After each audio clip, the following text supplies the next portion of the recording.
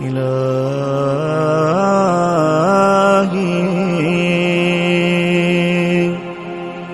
أتحرق بالنار وجهي.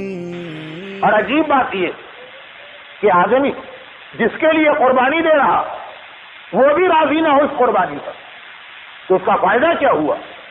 یعنی جس کے لیے آدمی اتنی زحمت اٹھا رہا، اکثر یہی ہوتا کہ جی مولانا اولاد کتنے بوجھ ایک وقت میں اس پہ ڈالے، اسے اسکول کا بھی پڑھنا، اس کو ٹیوشن بھی لینا، اسے کھیل کود کا کچھ ٹائم بھی چاہیے، اس کو تھوڑی دیر ٹی وی بھی دیکھنا، ہر وقت تو آدمی بور ہو جاتا ہے. اب اس کے بعد وقت کہاں بچا کہ ہم اس کے لیے دین کا کوئی وقت نکالیں یا دین کی تعلیم کے لیے اس کے لیے ٹائم دیں.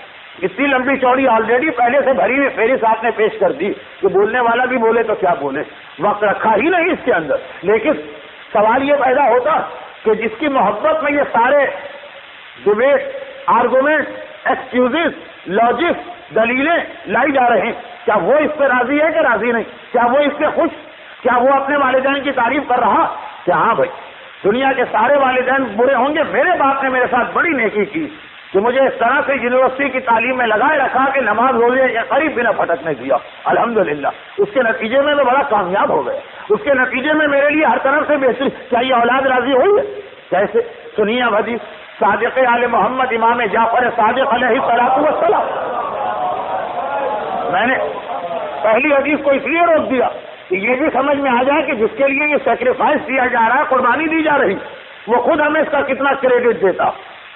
امام فرماتے ہیں کہ سنو، اور یہ حدیث بھی ذرا سا تھوڑا سا بیک گراؤنڈ چاہتی.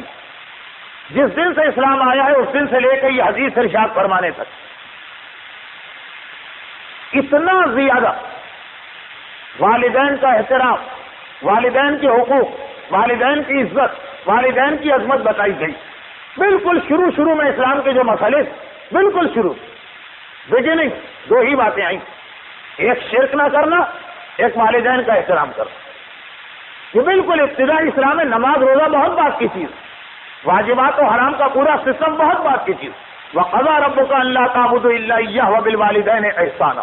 اور تیرے پروردگار نے پہلے دن سے یہ فیصلہ کر دیا کہ اللہ تعبدوا الا اياه، صرف اس کی عبادت کرو، بالوالدین احسانا، اور والدین کے ساتھ نیک سلوک کرو. بالکل شروع کی آیت.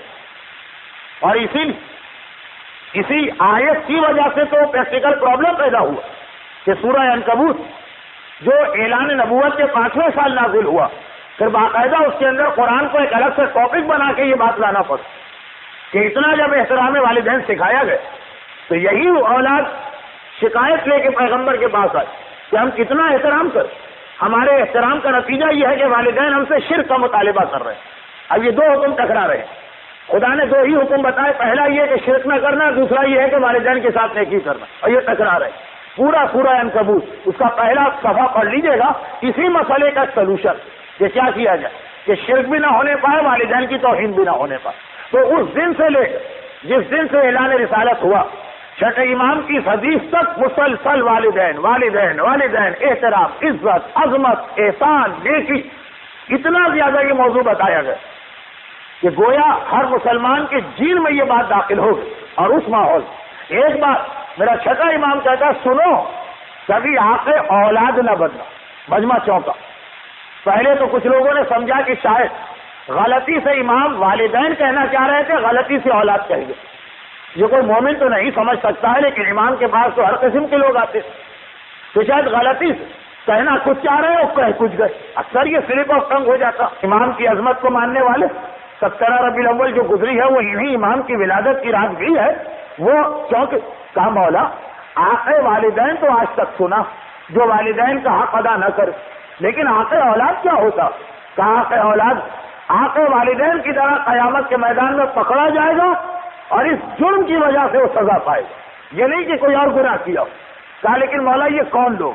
کہا یہ وہ لوگ جنہوں نے اپنی اولاد کو دین نہیں سکھائے اور وہ باتیں نہیں بتائیں جس کی وجہ سے ان کی اولاد میدان قیامت میں جب لائی گئی اور نامہ اعمال کھولا گیا اور حساب کتاب شروع ہوا، اور یہ ساری چیزیں وہ جو اللہ کے رسول نے مکے کی زندگی کے شروع مرحلے میں بتائیں.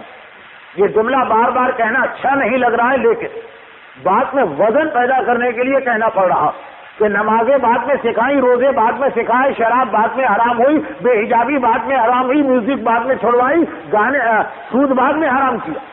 پہلے جو پیغامات تھے وہ یہی قیامت، حساب کتاب، عذاب، ثواب، جنت، جہنم، جس کی وجہ سے قریش مکہ چڑ بھی گئے تھے۔ لیکن وہ ایک الگ ٹاپک ہے، تربیت اولاد کا حصہ تو یہ کہ جب یہ اولاد آئی، نامہ اعمال کھولا، پتا چلا یہ گناہ وہ غلطی، یہ گناہ وہ غلطی، یہاں شریعت کا حکم توڑا، یہاں پہ اپنے نفس کے کہنے پہ چل پڑے، کبھی شراب پی، کبھی گانا سنا، کبھی داڑھی منڈوائی، کبھی نماز قضا کی، کبھی روزے ہضم، کبھی خود کھا گئے۔ چنانچہ جو ایک حساب تھا قیامت میں، جو کیلکولیٹر لگا ہے، کیلکولیشن کی گئی اور کہا گیا کہ تمہارے لیے فی الحال جہنم۔ فی الحال میں نے اس لیے کہا کہ مومن کو ہر صورت میں آخر میں جنت میں آنا، لیکن جو گناہ کیے ہیں ان کی سزا تو برداشت کرنا، فی الحال جہنم۔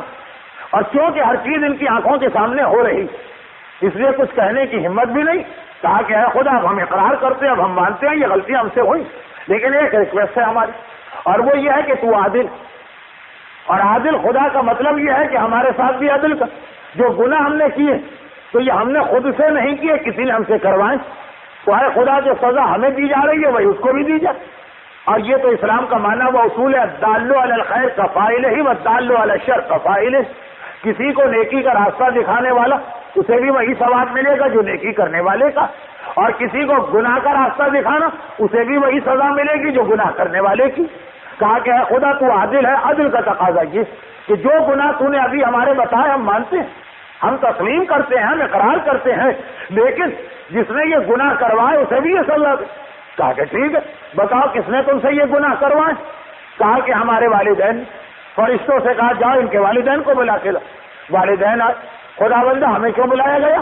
کہا تمہیں تمہاری اولاد نے بلایا، اور یہ کہہ کر بلایا کہ آج تمہاری اولاد کی زندگی کی تباہی کی ساری ذمہ داری تم پر، اولاد کو تم سے کمپلین، انہیں تم سے شکوہ، ان سے تمہیں شکایت۔ کون سی اولاد؟ وہی جملے یاد رکھی جس کی محبت میں ہم کہتے ہیں مولانا اتنا وقت کہاں ہے یہاں کے بیٹوں اور بیٹوں کے پاس کہ ہم انہیں دین بھی ساتھ میں سکھائیں، بچا کیا وقت؟ 24 گھنٹے میں آپ کو ایسا ٹائم ٹیبل بنا کے دے دیجئے، وہاں تو سر کھجانے کی فرصت نہیں، کیونکہ ساری چیزیں part of the life, school بھی، ٹیوشن بھی، کھیلنے کا ٹائم بھی، ٹیلی ویژن دیکھنے کا ٹائم بھی، کمپیوٹر میں بیٹھنے کا ٹائم بھی۔ تو اب ایک مرتبہ والدین کو لایا گیا۔ ذرا دیکھیے، میں یہ حدیث تربیت اولاد کے حوالے سے نہیں پڑھ رہا، میں یہ حدیث پڑھ رہا ہوں کہ جس اولاد کی خاطر آپ اتنی قربانی دے رہے ہیں وہ کیا کہہ رہے ہیں؟